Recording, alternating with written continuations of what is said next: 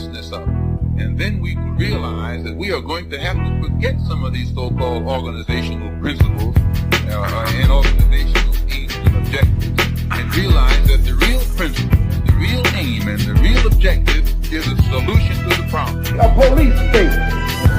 Just make the Negro neighborhood a police state. It's the most heavily patrolled. It has more police in it than any other neighborhood. Yet it has more crime in it than any other neighborhood. How can you have more cops and more crime? Why? It shows you that the cops must be in cahoots with the criminals. You make my point. That as long as a white man does it, it's all right. A black man is supposed to have no feelings. We want freedom by any means necessary. We want justice by any means necessary. We want equality by any means necessary. We want it now, or we don't get anybody to death.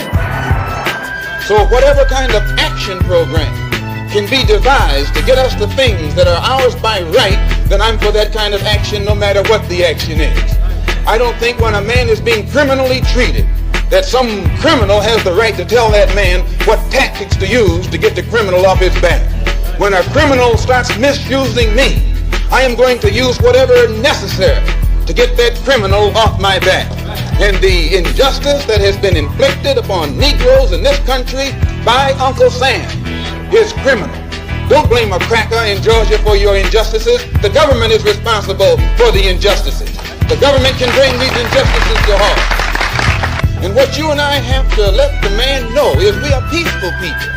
We are loving people. We love everybody who loves us. But we don't love anybody who doesn't love us.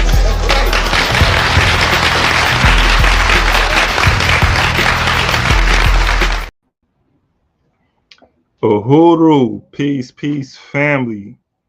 Hey, what's going on? We back on We Charge Colonialism. Continuing the Malcolm X series. You know, the study took a little hiatus, so excuse me for that. But back, and I'm back, and I'm excited to get back into the swing of things. Hope everybody's doing good. But welcome to We Charge Colonialism. We are that Pan-African media and think tank.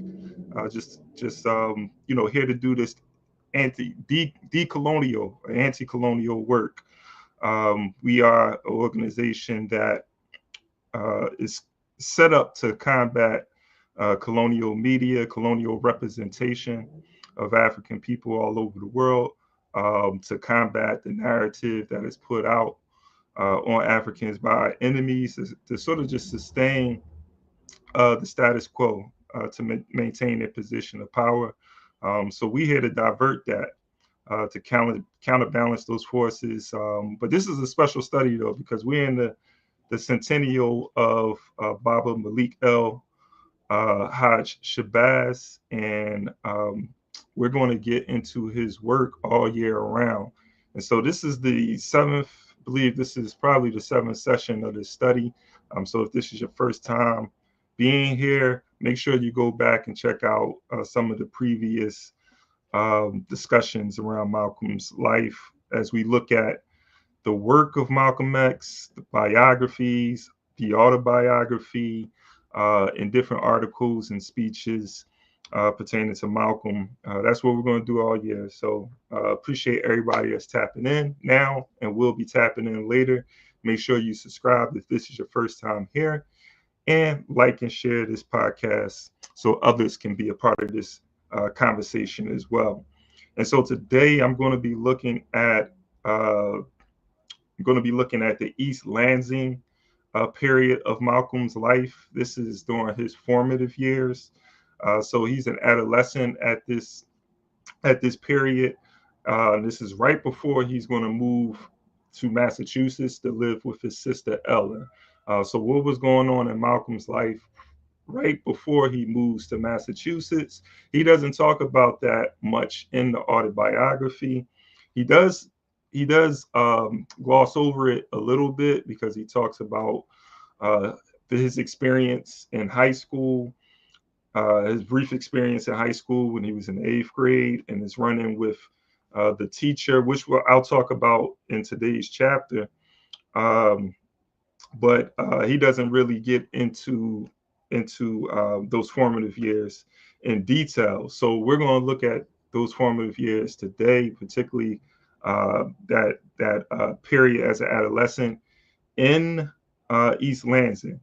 And this Malcolm, this is sort of like the Malcolm, a glance into the Malcolm that we're going to get to know when he becomes Detroit Red and Boston Red, and then Harlem Red.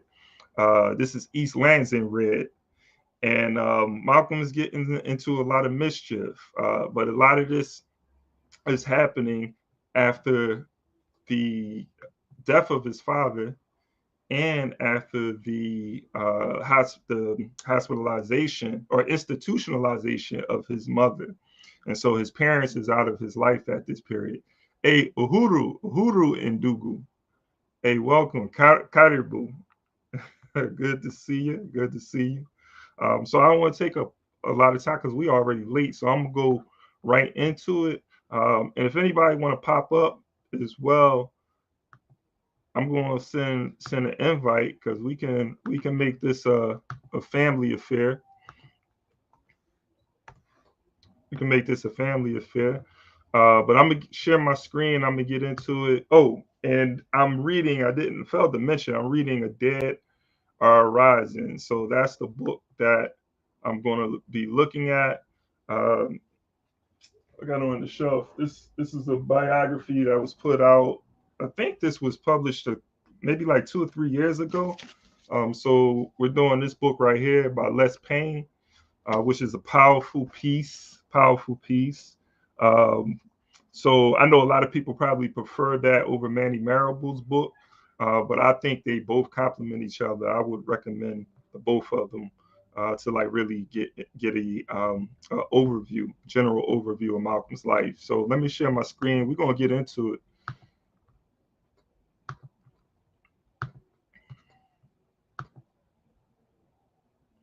All right, I'm gonna do my best to get through this. I'm probably give some commentary, but let's see if we can get through this chapter. It's a lot of great information in here. So, as President Roosevelt's New Deal eased the economic crisis of the Depression, the map of Europe was being redrawn chiefly by Time magazine's 1938 Man of the Year Adolf Hitler, who in September 1938 had met with Neville Chamberlain at the Munich conference, inspiring the British Prime Minister to famously declare peace for our time on the eve of an epic world war. None of these events, however, in this age before broadcast television, attracted the attention of the little family in Michigan, as Mother Louise spent her first week in a psychiatric ward of the Kalamazoo State Hospital in January 1939. While her 8 fatherless children wandered about separately in Lansing, with teenagers Hilda and Wilford working odd jobs to cling to their 6-acre farm. Right. So the state, white supremacy, along with the state, has at this point done a great job of taking the parents out of the household.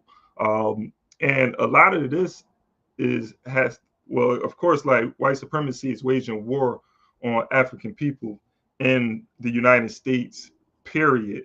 But remember, the Littles family is not your normal African or Black family in the United States, because they are speaking about nationalism, Black nationalism. They're talking about Africa as the homeland, going back to Africa, a united Africa for African people, not just on the continent, but around the world. So they're preaching this and they're teaching this to their children and to the community. And they're looked at as like these uppity Negroes by the white community.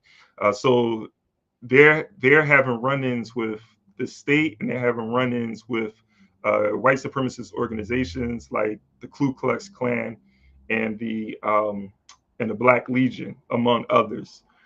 So at this point, as I mentioned before, Malcolm's parents are out of the house, and so you have 8 children with no parents in their life at this point. So I'm going to continue the next paragraph. As he had during their mother's waning days in the household, 13-year-old Malcolm drifted about the west side streets. He spent some days at the Kohana household, a few overnights with friends, or in a vacant car, and in a pinch, he would retreat back to the family farmhouse.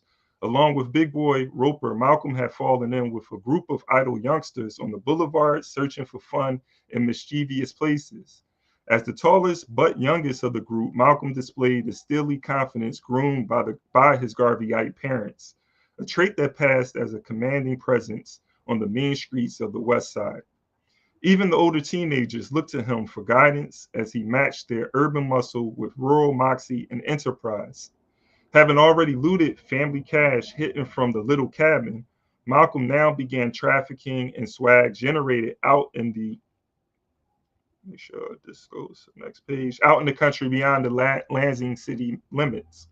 One such enterprise involved a farm near the little spread south of town, where a portion of the cornfield had been set aside for growing marijuana plants.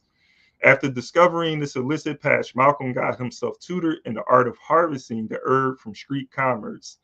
And in short order, he became adept at rolling the crushed dry leaves of the marijuana plants inside common use tobacco paper as sticks to be held by not so common cigarette smokers. He head for town with this stuffed marijuana and make him some money, said Wilford. Malcolm's farmland business venture was discovered by his older brothers. First Wilford and then Filbert wondered upon the stash out by the backyard chicken coop. One day he was rolling some of them, Wilford recalled. Ever protective of the family's reputation, the astonished family adjutant implored Malcolm to desist from his lawlessness immediately. Caught red-handed, Malcolm characteristically slinked away with denial, but making no promises. Malcolm was more interested in selling it than smoking it.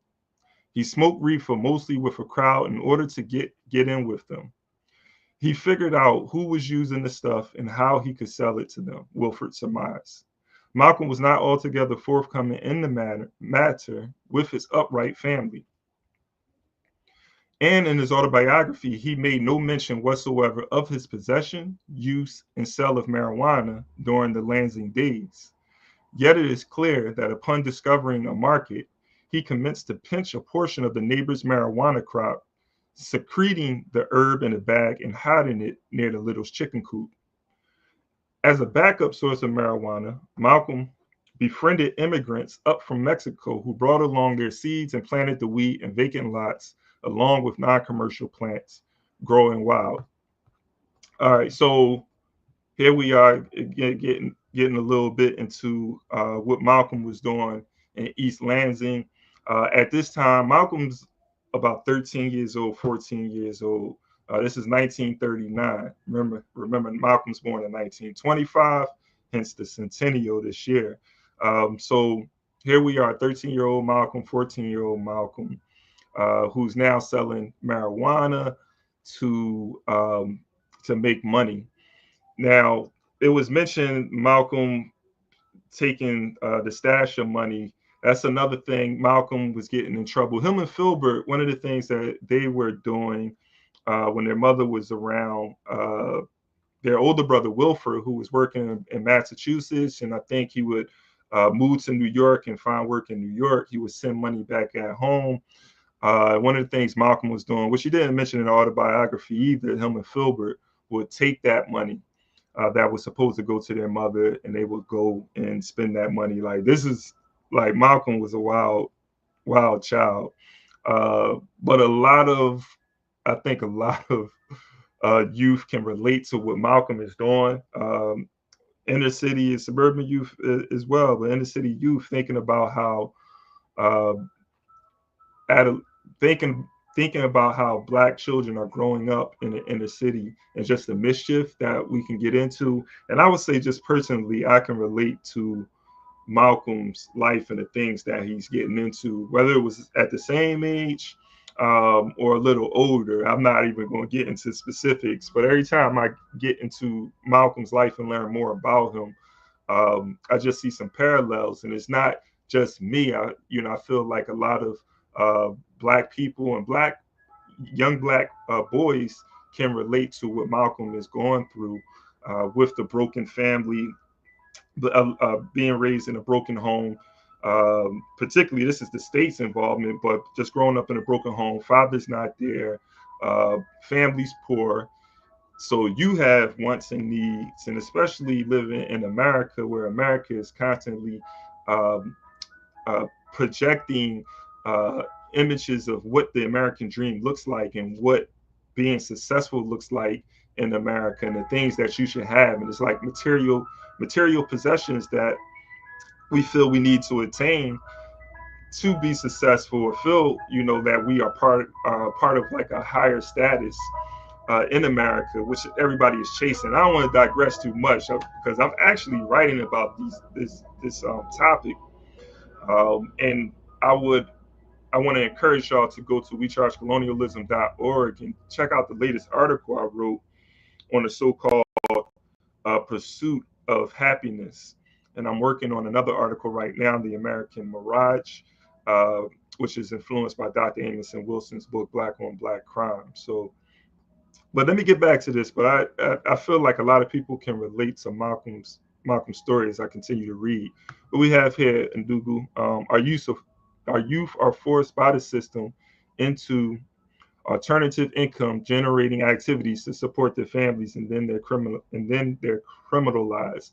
Absolutely. And again, I want to recommend reading Dr. Amoson Wilson's Black on Black Crime, because he's talking about this. He is going into detail on the same comment that you are making, the same statement that you just made, Ndugu.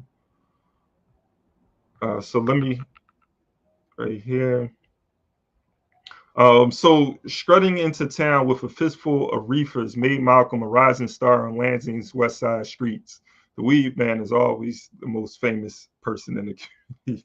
Even at this early age, he had a penchant for the spotlight and a daredevil knack for taking risks.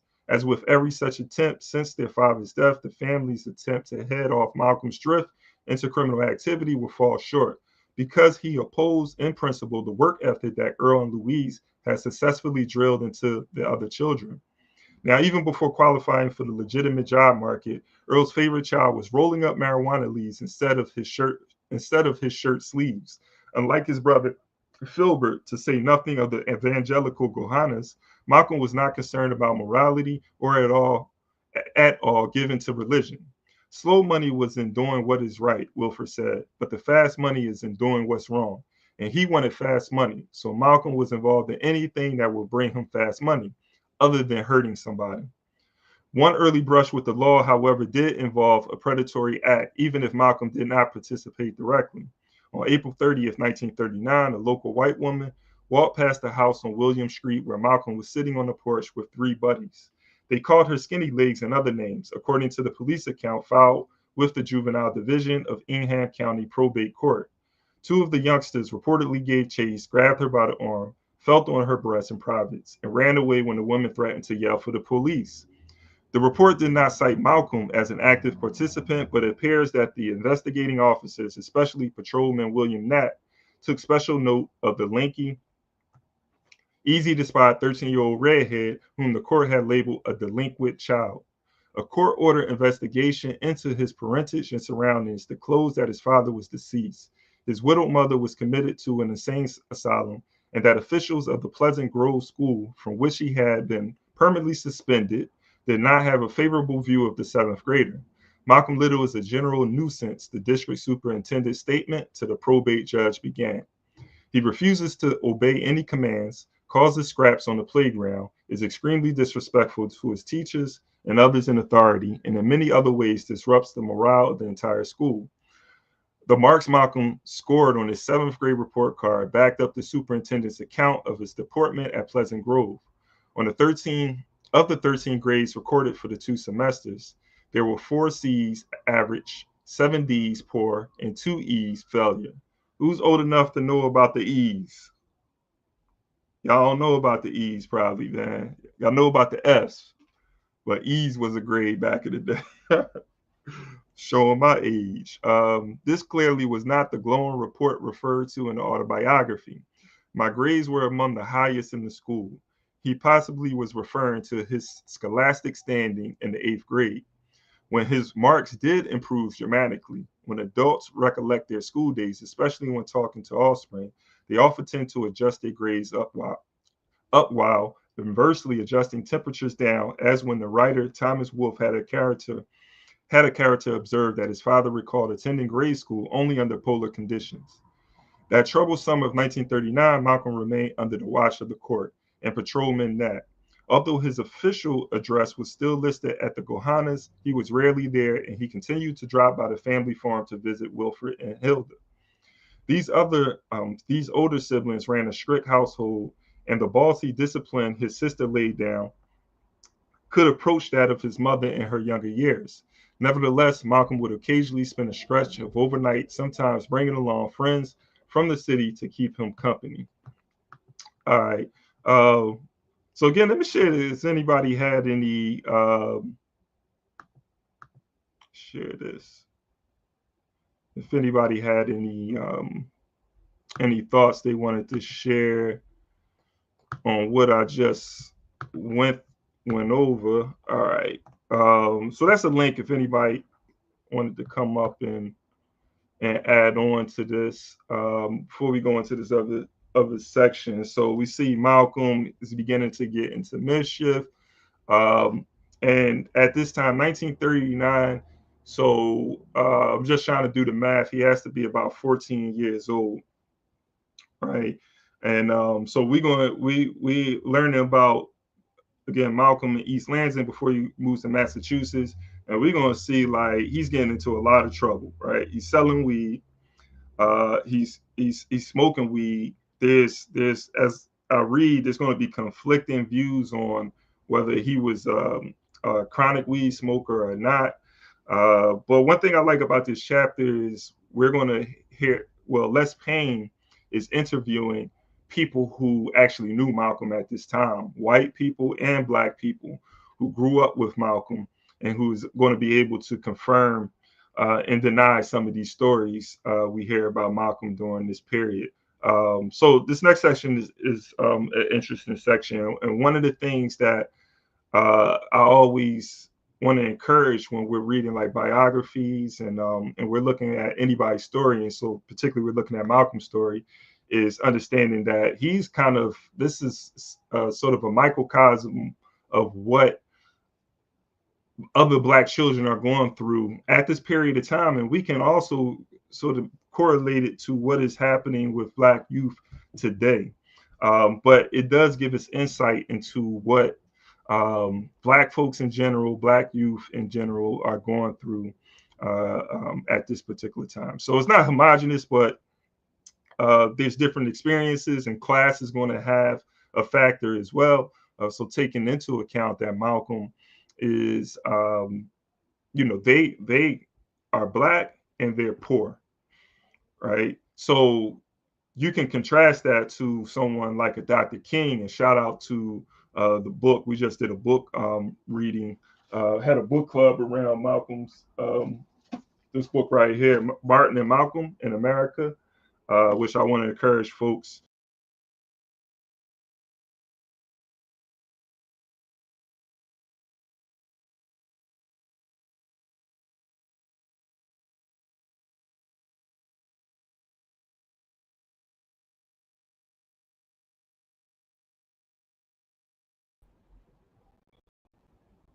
Hey, hold on.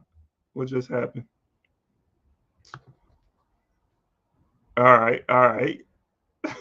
So I don't know what the last thing y'all heard was. I disappeared. But but this book by James Cone, which contrasts Martin and Malcolm's upbringing in the early chapters, both experiencing racism, but their class having an impact on how they are perceiving racism and perceiving what they're able to do within the colonial capitalist structure and racist structure. So, but that's for another conversation, because we're going to look at that book as well at some period.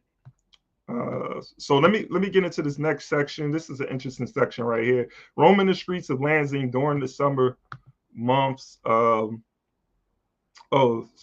James Cone. Let me put it. This is the author. That's the author right there. Martin and Malcolm in America. Recommended reading right there.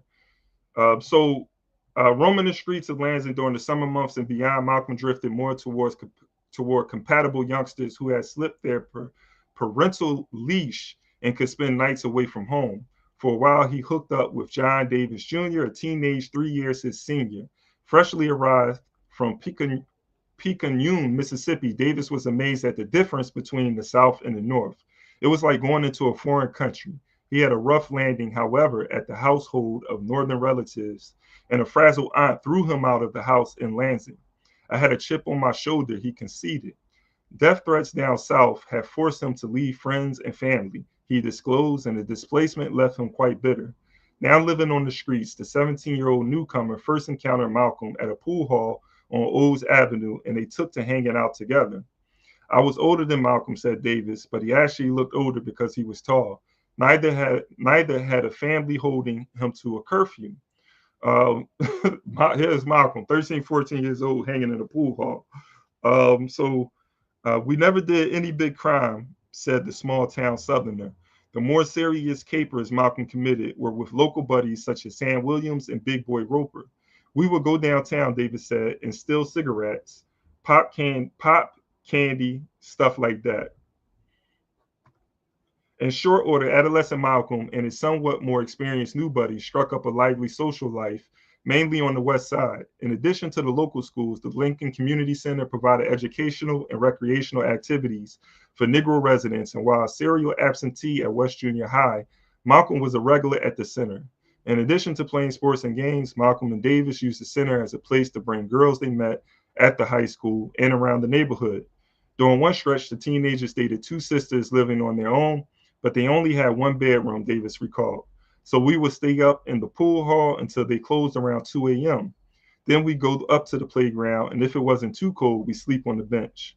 My cousin had a car, and most of the time he parked it in the driveway, so we slept in that car quite a lot.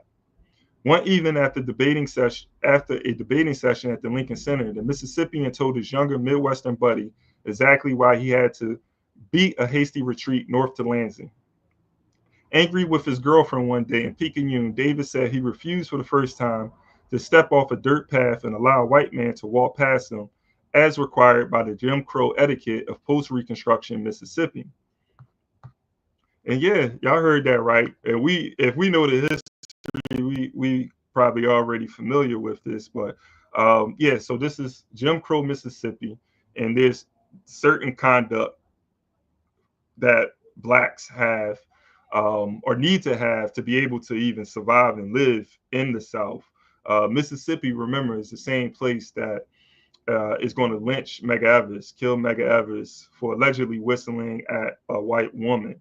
So it's that Mississippi, the same Mississippi where there was a series of white terrorist attacks on the black community, for the black community, only because the black community was forming militias to defend and protect black people, or for just organizing to vote during Jim Crow. And so Mississippi has a long history of terrorism on the black community. Remember, Mississippi, I think, was the second state to secede from the South. So I believe South Carolina being the first, and then Mississippi being the second. And then you can even look at the oversight in Mississippi, who did not ratify the 13th Amendment until 2013. Look that up. I don't know how you have an oversight like that, but we're talking about that Mississippi. So, this is Davis. He didn't. I'm gonna read that again. So Davis said he refused for the first time to step off a dirt path and allow a white man to walk past him, as required by the Jim Crow etiquette of post-Reconstruction Mississippi. When the two strangers bumped into each other, the young white man flew into a rage, cursed him, pulled a picket from a fence, and attacked Davis as a Negro miscreant. White men, imbued with a false sense of superiority and backed by the full weight of Mississippi law and tradition, felt obliged to attack or otherwise admonish uppity Negroes who dare not yield them the unconditional right of way at all times, whether sitting on public transportation, waiting service at a counter, or strolling on a dirt footpath. Having already offended Jim Crow policy by not stepping aside, Davis decided that day on his way to school to follow up with self-defense. That would be, it's like, hey, I'm already in trouble, so I might as well get in more trouble. So disarming his white assailant, the teenager got the better of his attacker during ensuing fisticuffs as he reported to a riveted Malcolm. The beatdown, unfortunately, was conducted in full view of white onlookers at a nearby sawmill. The victorious Davis turned back from the school that day, dead certain that a Klan-like response would ensue almost immediately. White Mississippians did not tarry at assembling reinforcements in such cases and making self-appointed vigilante raids to teach uppity Negroes a lesson. Such were the terror tactics of the supposed superior race. Already, as an 8-year-old, Davis had witnessed a neighbor lynched by a white mob as a lethal warning for Negroes to keep to their designated inferior station and not contend for basic rights, to say nothing of equality. Fearing a similar fate, the teenager dodged school for 3 weeks, hiding about the neighborhood. I couldn't be seen in public, he said. Word was out, and the pressure grew intense as groups of white men were just driving around town trying to catch me. Finally, relatives up north were informed of the grave danger the 11th grader faced upon the racial matrix of Mississippi. Accordingly, they agreed to give him shelter. Just think about the lynching, man. Like, again, terrorism at its finest. This terror attack, and you see, like, they lynch this man, and you have an 8-year-old who witnessed this lynching. So he, in his mind, as he mentioned here, he thought back to what he saw when he was 8 years old. That's what terrorism does. It strikes fear in you, it traumatizes you. And so you have Davis, who is one, again, representing sort of just what the sentiment is, or the traumatization that African people in America are feeling across America. I don't want to just say the South, throughout America, right? If you read who was telling this story, but Elijah Muhammad, forgot who was telling the story, but Elijah Muhammad, when he was young, he witnessed a lynching when he was a child. He witnessed 2 lynchings when he was a child, and that was something that stuck with him. Malcolm X's father, when he lived in Georgia, Elijah Muhammad grew up in Georgia too. Malcolm's father also witnessed a lynching when he was a child. Medgar Evers, I remember just reading the biography of Medgar Evers, and Medgar Evers talked about the lynchings he witnessed when he was a child. And there was a lynching of a child. He witnessed a lynching of a child for going to a fair. So just a quick story. There was a white fair. They would have white fairs and black fairs that would come to Mississippi and other places in the South. And so a black child went to a white fair, and the white fair will only be for one day, while the black fair will only be for one day, while the white fair will be for several days. So a black child went to a white fair and was lynched as a result. And they said that the body of the child that was lynched was like hung to a fence and stayed there for days. Like people were scared to touch the body because of what the repercussions or consequences would be. But it was up there, of course, to show like this is what would happen if you violate Jim Crow laws. So just wanted to get like that just reading that, every time I come across these stories, just want to give more context.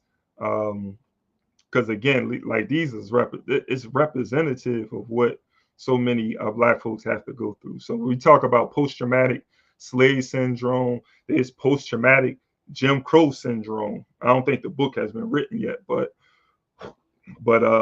that's real. So so I was put on a bus at 12 o'clock one Sunday morning, and I came to Lansing, Davis recalled. Engaged by the telling of his buddy's hair-raising escape, Malcolm expressed surprise only at a petty right-of-way encounter that triggered the fisticuffs of Picayune that morning.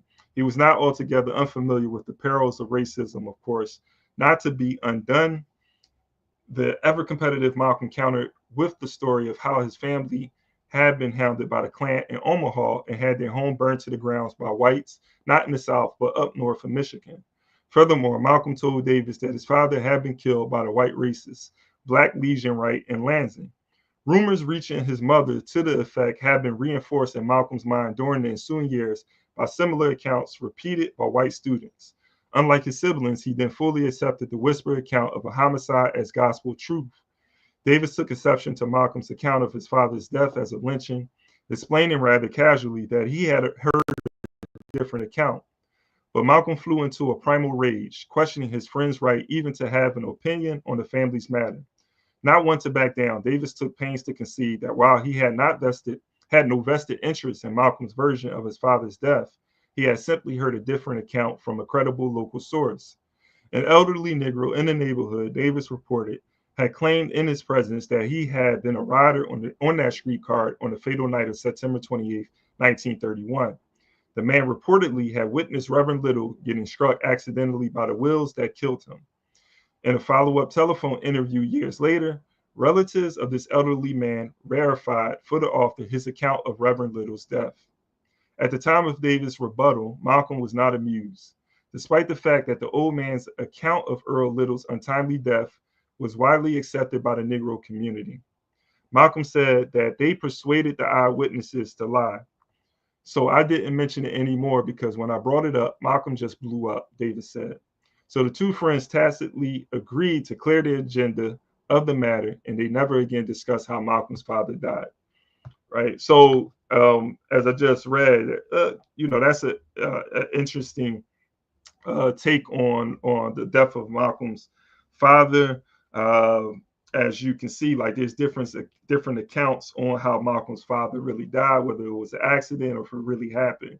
Malcolm is actually the only one of his siblings that believed that that his father was killed by the Black Legion, by white supremacists, because the police reported and others reported that it was an accident. And as we just read, there was someone who was on the trolley, a Black man who was on the trolley, that reported that he saw what happened. And you can see Malcolm said, hey, that they were influenced or sort of coerced into lying. Now, I'm telling you my stance. I believe that Malcolm's father was killed by the Black Legion, despite what some of the reports are. He could have, the witness could have quite possibly been coerced to say said what he said in regards to seeing what happened to Malcolm's father. But there are other accounts of like Malcolm's father being found, the body being found all the way on the other side of town. Like what was he doing on the other side of town? So there's many people who believe, or there's some people who believe that Malcolm was like beaten and taken on the other side of town by white supremacists and was killed over there. So there's different accounts, but I'm on the side of believing that it wasn't an accident.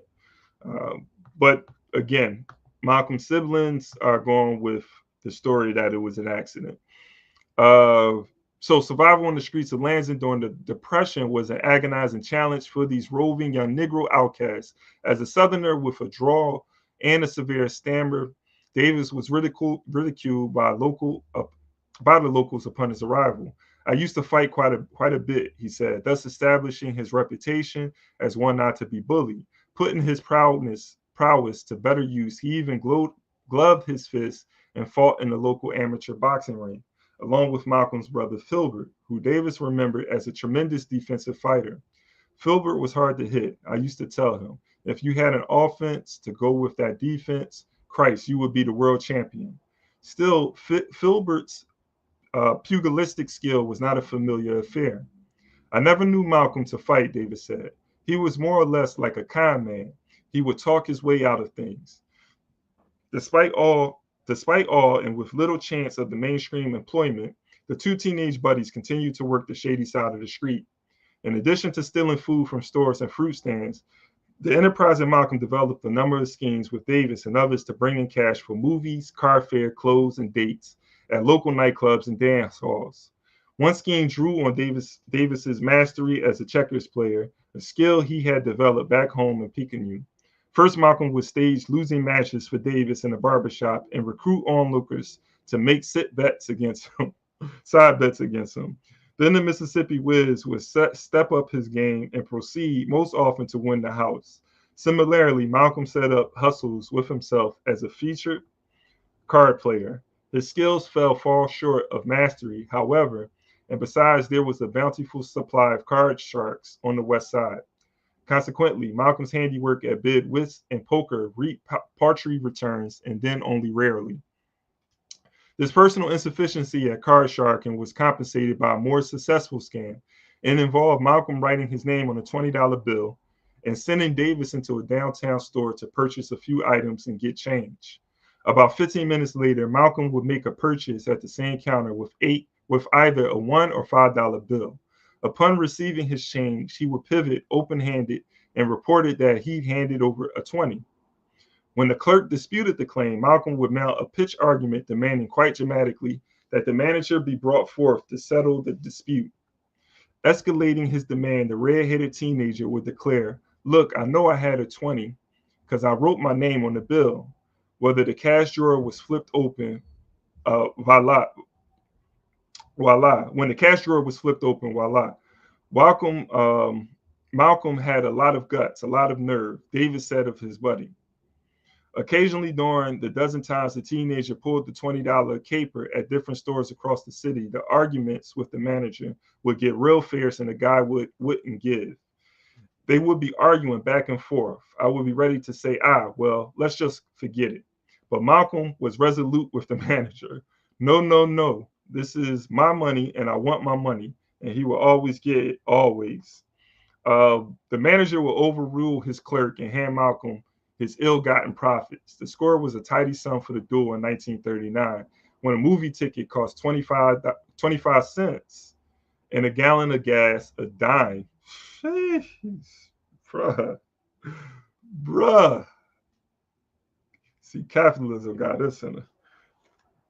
It could not be ascertained how the store managers accounted for the subsequent cash shortage. However, Malcolm's heist usually was followed by dinner at Miss Matthews' restaurant, where a full-course meal cost a quarter.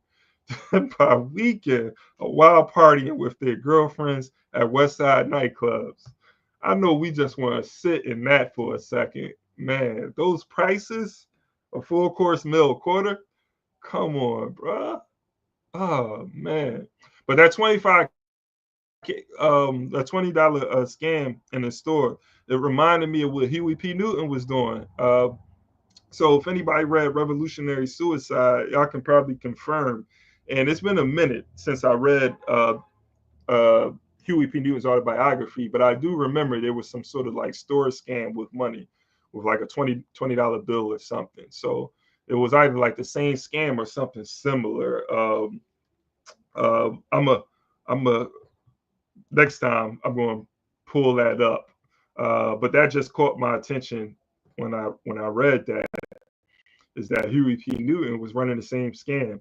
And they were like, this was before Huey P. Newton didn't know Malcolm or Malcolm's story at that time. So again, it just shows how like you kind of have these similarities, man, in culture, behavior, and thought process, right? Because you have Black youth dealing with racism, dealing with oppression and exploitation, dealing with colonialism, and just having to survive and looking for means to survive. Parents not being in the life to give them that guidance and parentage because they may been forced out of the home, or they're working just to put food, working a lot of hours just to keep food on the table and be able to make sure that there's clothes on their children's backs. So it's like these sacrifices that the parents have to make. And it's unfortunate because sometimes the children may think like the parents don't care, but it's just colonial capitalism kicking their ass. And you know, those the pressure that they have to deal with, and then they bring it home and sometimes let that that direct that anger in the wrong place. And you know, it's just a whole lot of dynamics that we deal with in as being African under these conditions. So with that being said, I'm going to read a little bit more of this. And again, if anybody had any thoughts that they wanted to share, I want to just give an opportunity for folks. I wonder if I did this right. Yeah, so I'll share the link in the chat just in case anybody before I drop off. But also before I continue on, I wanted to quickly just let folks know, if you're in the Philadelphia area, May 17th, we're going to be having the Malcolm X, the 10th annual Malcolm X Day Festival. So come out to Malcolm X Park in West Philly. Yeah, from 12 to 7, come out, and you can follow CMXD Philly on Instagram as well, just to get updates. But come out May 17th in Philadelphia to join us for the 10th annual Malcolm X Day Festival. This is again the centennial commemoration, and so yeah, you have an opportunity to be a part of that. But I'm sure wherever you are, there's definitely something going on around Malcolm X Day. So just make sure you connect, and definitely if you're in New York, May 19th, we're going to be in Harlem. We're going to go up to Ferncliff, to the burial site. So get with me or get with someone to find out more details about these events and programs. So with that being said, let's finish this up right here. Just going to go through a little bit more. So such profitable schemes allow Malcolm to land older girlfriends, often a short duration, and usually by his choice. His boldness did not go unnoticed. Davis admired his courage and occasionally was startled when the good friend he called Red would suddenly act downright reckless, even with his own life at stake. One such incident unfolded when Malcolm and Davis were chatting publicly with two white girls at a downtown corner. Malcolm had a thing for white girls as a youngster. I'm going to have to admit that, man. That was his kryptonite right there. We're going to get into that though. Two of the city's harshest patrolmen happened upon Malcolm's irregular mixed race scene downtown. Officer Knapp, who had previously been assigned to investigate Malcolm as a juvenile delinquent, was the fiercer of the two cops, having reportedly shot a white man dead on a Lansing rooftop. Upon spotting the lanky redhead and his buddy with the two white girls, Officer Knapp pulled his .38 revolver from his holster, cocked it, and pointed it directly at Malcolm's head, inches away. With all the terror of Jim Crow Mississippi flashing through his mind, Davis froze in his tracks, sweating uncontrollably, fearing that the end was near. "Go ahead, pull the trigger, Whitey," Malcolm told Officer Knapp, to the horror of his buddy from Picayune, Mississippi.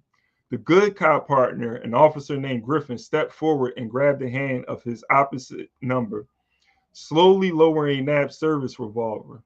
"Oh, it ain't even worth it," Griffin said, consoling his partner. Downshifting to the routine of precinct procedures, the two-officer team commanded Malcolm and Davis to get their black asses back to the west side.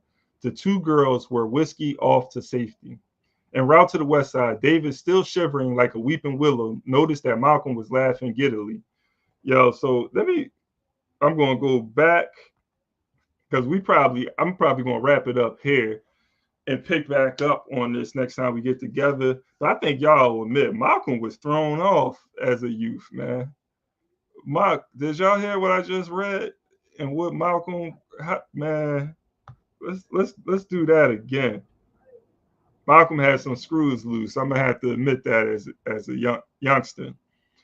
Uh, Officer Knapp pulled his .38 revolver from his holster, cocked it, and pointed it directly at Malcolm's head, inches away. With all the terror of Jim Crow Mississippi flashing through his mind, Davis froze in his tracks. So his partner was shook, sweating uncontrollably, fearing that the end was near. Go ahead, pull the trigger, Whitey, Malcolm told Officer Knapp, to the horror of his buddy from Picayune, Mississippi. The good cop partner, an officer named Griffin, stepped forward and grabbed the hand of his opposite number, slowly lowering Knapp's service revolver. Oh, it ain't even worth it, Griffin said, consoling his partner. Downshifting to the routine of precinct procedures, the two-officer team commanded Malcolm and Davis to get their black asses back to the west side. The two girls were whisked off to safety. En route to the west side, Davis, still shivering like a weeping willow, noticed that Malcolm was laughing giddily. All right, so I'm gonna stop it there. But just a few thoughts. Like again, Malcolm at this point, and just trying to understand Malcolm, where Malcolm's coming from. He is frustrated. He's damn right angry at America, white America. Now, Malcolm and his friend Jordan, as later on as we read in the chapter, they talk about their disdain for white people just because of their experiences with the Ku Klux Klan, and just just dealing with racism. So you have two young people who are watching how their family is being crushed by racism, and just how there's just two worlds. A world for them because they're black, and how they're treated differently, being treated inferior because they're black by these white people. So Malcolm is like frustrated at this point, and that's why he's getting into a lot of trouble as well. And so I'm looking at Malcolm as someone, he don't give a shit at this point. Excuse my language. He don't care. He's ready to go to war with white America. And so he has no fear. He's fearless. And this is going to roll over. This is going to stick with him all his life, right? As we see the fearless Malcolm later on in life. But we can see like where the root of this is coming from, how his family is being crushed, and how he's just like directing all his rage against his perceived enemy. And so I thought that was interesting. Like, how many of us will have a police officer with a gun, like pointed to our head, cock pointed to our head, and knowing that these people don't care nothing about our life. They don't value our life at all. And Malcolm is like, pull the trigger, Whitey, at 13, 14 years old. So this is East Lansing red we talking about right here. So I'm gonna finish up this chapter. I'm not going to do it all today. I think I'll have time to complete the chapter next time we get together for this study. I'm going to schedule a study for Sunday, but want to appreciate everybody for tapping in. I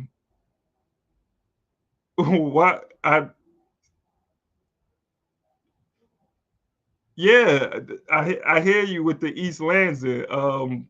He lived in East Lansing for Project Dystopia. Just so you know, I know that there's an East Lansing and Lansing. Malcolm lived in East Lansing, and just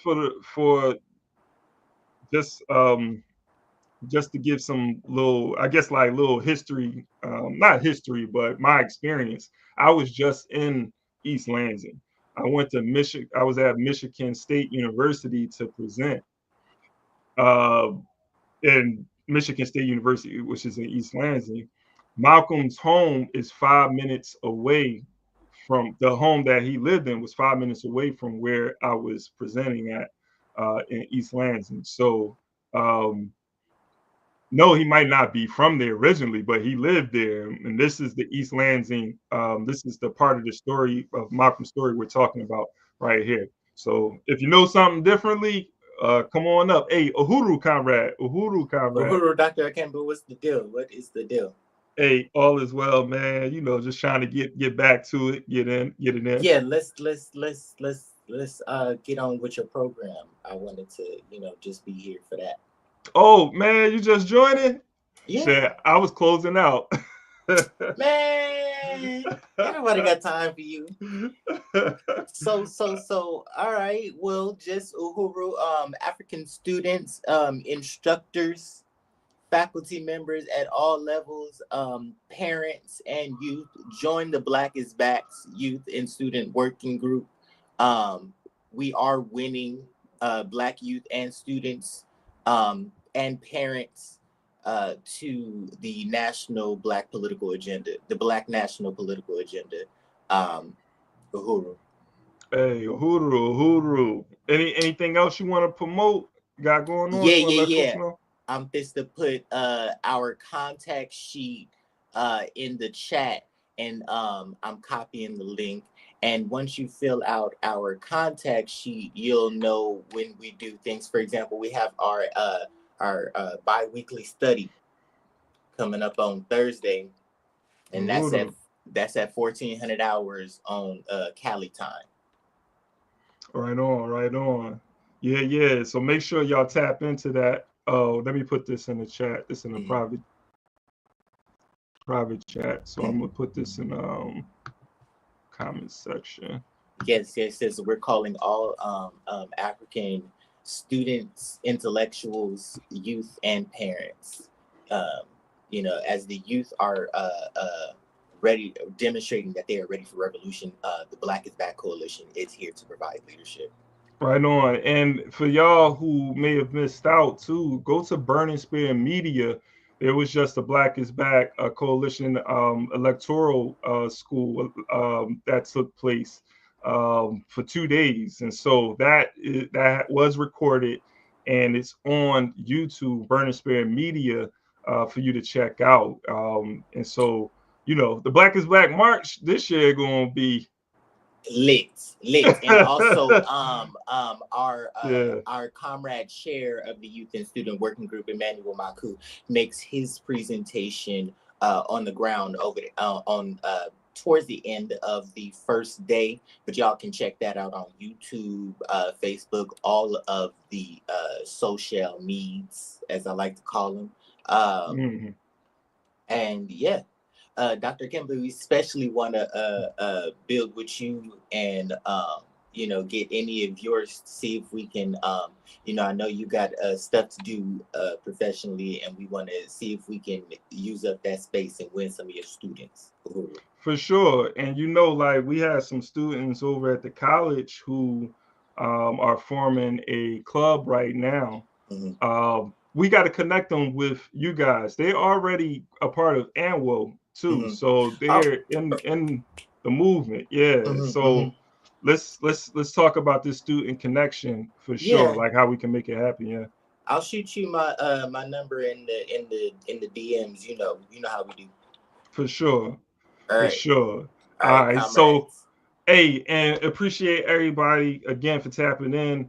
Make sure you check us out Saturday as well, because Saturday we are doing Frank, Natasha doing her thing right now, though, working on her doctorates right now. So Dr. Natasha in a minute, looking forward to that. But she putting in that good work, doing that research and that writing.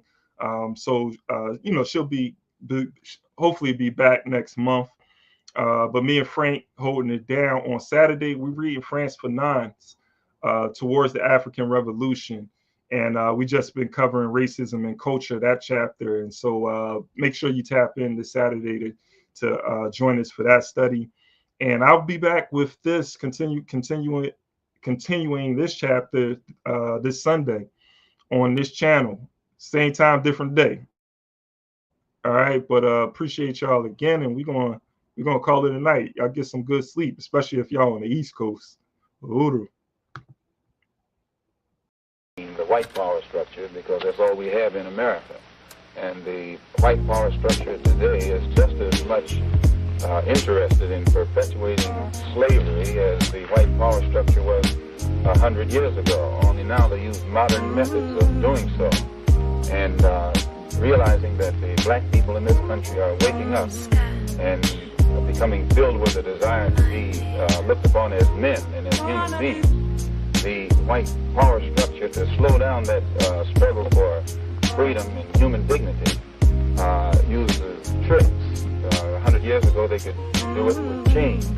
Today they use tricks, and one of the tricks that they've invented is this token integration, to get Negro, so-called Negro leaders to accept a few token crumbs of integration that don't solve any problem for the masses of black people in this country whatsoever, but it does make the hand-picked Negroes be satisfied to slow down the cry of the masses. And a good example of that is, as soon as the spirit of rebellion or revolution began to spread among the masses of black people in this country, and they began to take an active part, and they showed that they weren't confined to this nonviolent approach, then the government or the power structure began to sit up and take notice and